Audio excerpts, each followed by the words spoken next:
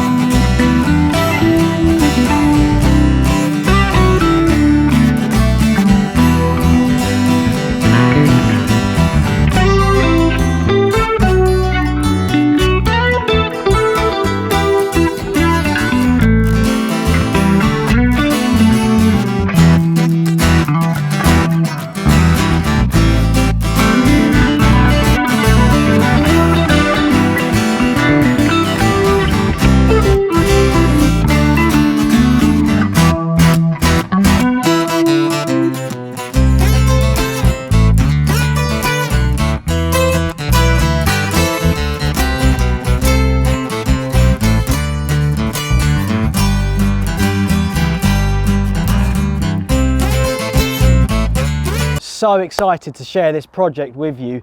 I got the van all the way back in July and me and Kara's dad instantly started working on this project, and it's been such a fun process to be a part of, and I feel so lucky to have the opportunity to create something like this, and to finally be here in January and have it done and share it with you guys is amazing. But before we look in here, we're just going to have a quick look over the van and see what it's all about and what the vehicle actually is. The van is a Volkswagen Transporter T32 from 2016. It's in this starlight blue, which is my absolute dream colour. It's the long wheelbase version, 20-inch wheels, and it's got the tailgate on the back, which is what I really wanted so that you can do stuff underneath it. It's an absolute beast. It is my dream van. When I picked this vehicle up, it was just an empty panel van. The back was just plywood, and my previous vehicle was really small, so I went from having no space to all of a sudden a lot of space, which I thought that's what I wanted. However, there was loads of problems. Everything was flying around. It was an utter mess and things were getting destroyed. So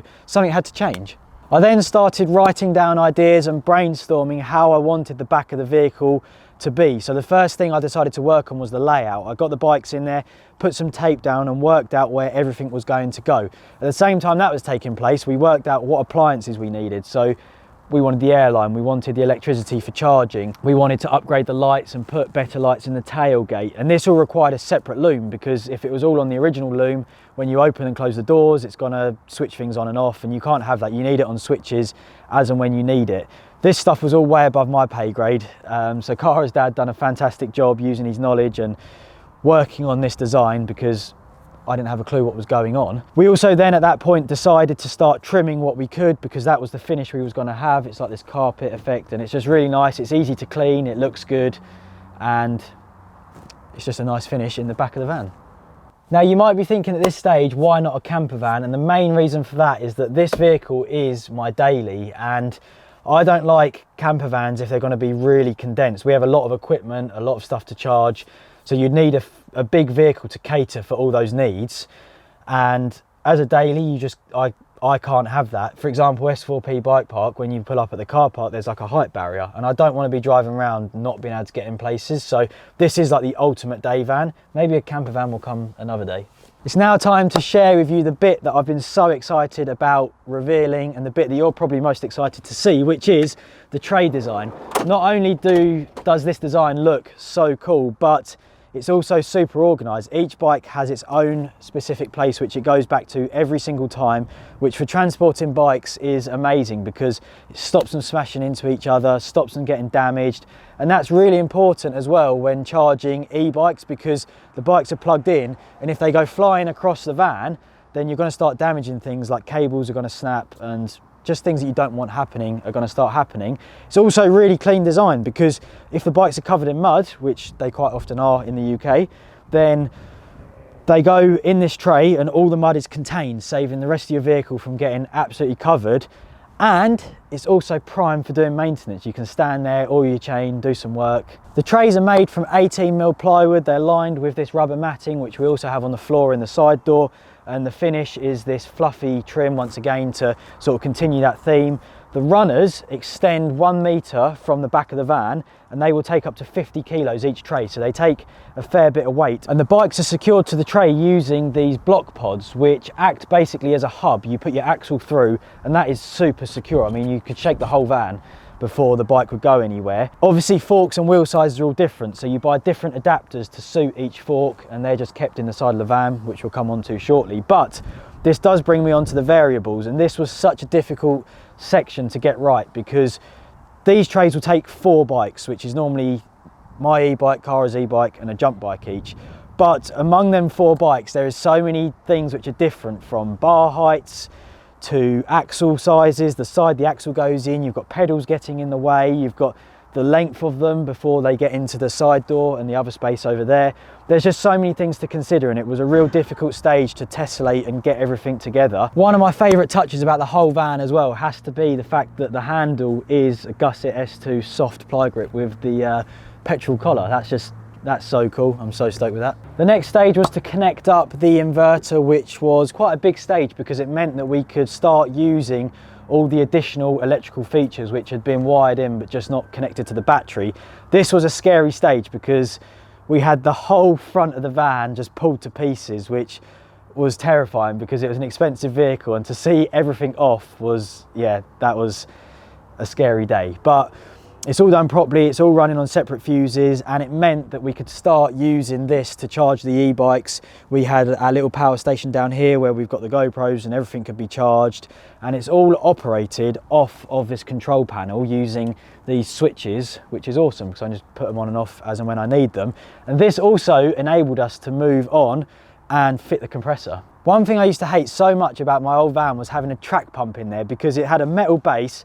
It used to slide around and cause it was like a wrecking ball in the back of the van, and I absolutely hated it. So when we found out, or come up with the idea, that we could wire in a compressor, I was so down, and it just looks awesome. I love the cable here, it looks really cool. The compressor's actually in that back corner there, so it's out the way, it's not going to get damaged, and you're not tripping over it. And this is just powered by a switch down here, and it will pump your tyres up to way over 100 psi, which no one runs that pressure. Up here we have a helmet shelf where your helmets are just kept, and we've got the dry robe there, which Kara uses loads in the winter because it keeps her nice and warm whilst filming these videos. Down this side we have a Schwalbe inner tube shelf. Every size that you will need is right to hand there, so there's no going out, and no excuse if you get a puncture not to have a tube with you. Tyre levers kept in the end, and a pressure gauge there for if you're faffing around with your tyre pressures. This side you've got the muck-off shelf, which I love that. Not only does it look amazing, but every product you need to keep your bike nice and dialed is on that shelf. We've got a little pocket here which your Allen keys are in, the block pod adapters are there, there's microfiber cloths, gloves, just everything. I just wanted all the key items that you use all the time to hand, because you waste so much time keep diving into boxes looking for them, you never put them back properly, whereas like this, there's no excuse, it's all there and ready to go. Moving on to the side of the van, and one thing for me which was so important was to keep the side relatively clear, and the reason for that is quite often we're out filming with these MTB hopper kicker ramps, and quite often you're moving from one spot to the other really quickly with only maybe a 5-minute drive. So although the trays are amazing, you don't want to be lifting a bike on and off and taking the wheel out 10 times in 2 hours. So to have this clear means I can just load the bike in and move to those spots easily. Up on top of the shelf, which is above the back bit we just looked at, there's some boxes with less essential items up there. We've got spare GoPro bits, extra muck-off products, spare tyres, and a more advanced toolkit. The other thing we have is USB charging here, which I've never used, but if you did decide to sleep in here, you could charge your phone. And like I said, the upgraded lights. It's all trimmed out, no plywood, nice floor, which is easy to clean. And it's basically the dream side to a dream van. Moving into the front of the vehicle, and it was important when I bought it, but I was most excited about the back. But I will just run you through this bit as we're here. So we've got leather seats, which are, all three of them are heated. We have 3 seats as well, which is a feature that I really wanted. We have got a manual gearbox. We have all the jazz here for connecting your music and doing all that stuff that the computer does. Electric mirrors, and my favourite feature, which was really important, is the comfort. Got these double armrests, and it's just like being sat at home on your sofa when you're cruising down the motorway. I hope that you've enjoyed this tour of my dream van. I'm so stoked with how it's turned out. I actually can't believe that I own a vehicle like this. Massive shout out to Cara's dad for all the hard work. I really do appreciate it. I hope that you guys have enjoyed it. If you have, give us a thumbs up, leave some comments below, and I will see you guys in the next one.